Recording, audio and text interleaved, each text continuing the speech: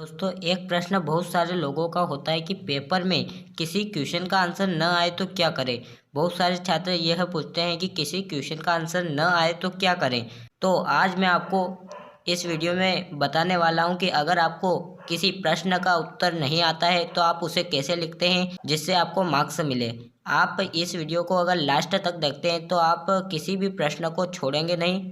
तो वीडियो को लास्ट तक जरूर देखना है। चैनल पर नए हो तो सब्सक्राइब कर लेना जिससे हमारे वीडियो की नोटिफिकेशन आपको सबसे पहले मिले। तो करते हैं वीडियो को स्टार्ट। यहाँ पर हम कुछ विकल्प सिलेक्ट करते हैं, जैसे कि अगर हमें किसी प्रश्न का आंसर नहीं आता है तो हम उसे छोड़ देते हैं। यह विकल्प बहुत सारे स्टूडेंट करते हैं कि अगर कोई प्रश्न नहीं आया तो उसे छोड़ देते हैं क्योंकि हम ईमानदार स्टूडेंट हैं। जो नहीं आया वो तो छोड़ना ही है ना। और वास्तव में आपको यह विकल्प बहुत ही सही लगता है। लेकिन एक बात बताऊं आपको, आप जो इतनी ईमानदारी से प्रश्न को छोड़ रहे हैं ना, वो बहुत बड़ी गलती कर रहे हैं। क्योंकि जो कॉपी चेक करने वाला है वो आपसे भी ज़्यादा ईमानदार है। वो किसी भी अदृश्य आंसर का मार्क्स नहीं देता है। एक भी नंबर नहीं मिलेगा अगर आप प्रश्न को छोड़ देते हैं। मतलब अगर आप किसी क्वेश्चन का आंसर नहीं लिखते हैं तो आपको उसका एक भी नंबर नहीं मिलेगा। अगर आप यह ऑप्शन चुन रहे हैं तो आप बहुत ही बड़ी गलती कर रहे हैं, क्योंकि यह विकल्प बहुत ही ज़्यादा रॉन्ग है। इससे आपको एक भी मार्क्स नहीं मिलेगा। इस ऑप्शन को कभी भी काम में नहीं लेना है। यह ऑप्शन है रॉन्ग, ठीक है। तो आपको ऐसा कभी भी नहीं करना है, प्रश्न को नहीं छोड़ना है। तो क्या करना है, पूरी प्रोसेस मैं वीडियो में बताऊँगा, तो वीडियो में एंड तक बने रहना। यहाँ पर दूसरा ऑप्शन है, हम उसी पेपर में से कुछ उठा के लिख देते हैं। देखो, बहुत सारे स्टूडेंट ऐसा भी करते हैं कि अगर क्वेश्चन का आंसर नहीं आता है तो पेपर में से कुछ भी उठा के लिख देते हैं। ये ऑप्शन इस ऑप्शन की अपेक्षा बेटर है। मतलब थोड़ा बहुत ये ऑप्शन सही है लेकिन बिल्कुल सही नहीं है। क्योंकि देखो, अगर आप उसी पेपर में से कुछ उठा के लिख देते हैं तो टीचर चिड़चिड़ाने लगेगा, क्योंकि वो समझ जाएगा कि प्रश्न कौन सा पूछा है और यह कौन सा लिख रहा है, ठीक है। तो यह ऑप्शन भी गलत है, बट इसके अपेक्षा बेटर है। तो ऐसा भी आपको नहीं करना है। उसके बाद है यहाँ पर तीसरा, हम उसी अध्याय में से जो प्रश्न आता है उसे लिख देते हैं।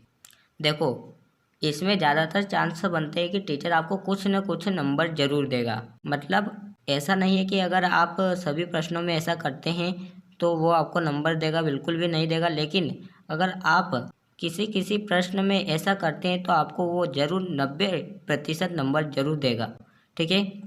तो यहाँ पर ध्यान रखें कि अगर आपको किसी क्वेश्चन का आंसर नहीं आता है तो उसी अध्याय में से जो प्रश्न आता है उसे आप लिख सकते हैं। जैसे कि आपको कोई प्रश्न नहीं आ रहा है तो उससे रिलेटेड लिख सकते हैं, उसी अध्याय में से लिख सकते हैं।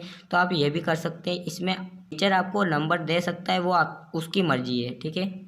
उसके बाद चौथा है, आंसर देने की पूरी कोशिश करते हैं या उससे रिलेटेड लिखते हैं।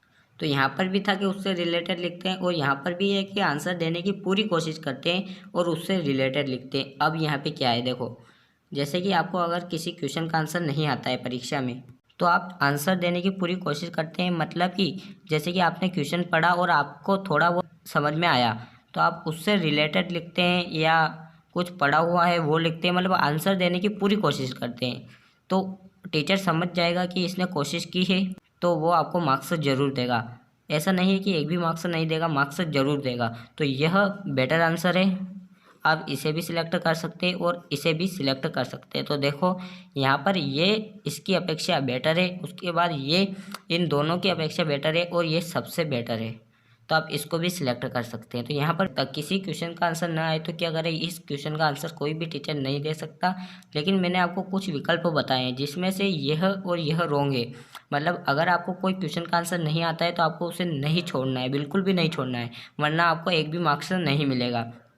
उसके बाद है यहाँ पर, हम उसी पेपर में से कुछ उठा के लिख देते हैं। तो हाँ, ये इसकी अपेक्षा ज़रूर बेटर है, लेकिन टीचर को पता चल जाएगा कि प्रश्न में क्या पूछा है और ये क्या लिख रहा है। तो यह भी आपको नहीं करना। उसके बाद है यहाँ पर, हम उसी अध्याय में से जो प्रश्न आता है उसे लिख देते हैं। मतलब अगर जो पूछा है वो याद नहीं है लेकिन उसी अध्याय के प्रश्न याद है तो वो भी लिख सकते हैं। जिससे टीचर को समझ में आ जाएगा कि इसने कोशिश ज़रूर की है, जिससे वो शायद नंबर दे भी सकता है, नहीं भी दे सकता है, वो उसकी मर्जी है। उसके बाद है चौथा, आंसर देने की पूरी कोशिश करते हैं, उससे रिलेटेड लिखते हैं। इसमें 110% नंबर मिलने की संभावना है, क्योंकि आप कोशिश करेंगे मतलब उससे रिलेटेड लिखते हैं या उसी अध्याय में से लिखते हैं, मतलब आंसर देने की पूरी कोशिश करते हैं, तो उससे आपको नंबर मिलने के बहुत ही ज़्यादा चांस होते हैं। तो वीडियो कैसी लगी कमेंट बॉक्स में ज़रूर बताना। एंड किसी टॉपिक पर वीडियो चाहिए तो वो भी कमेंट में बताना, और चैनल पर नए हो तो सब्सक्राइब जरूर करना। धन्यवाद, मिलते हैं अगले वीडियो में।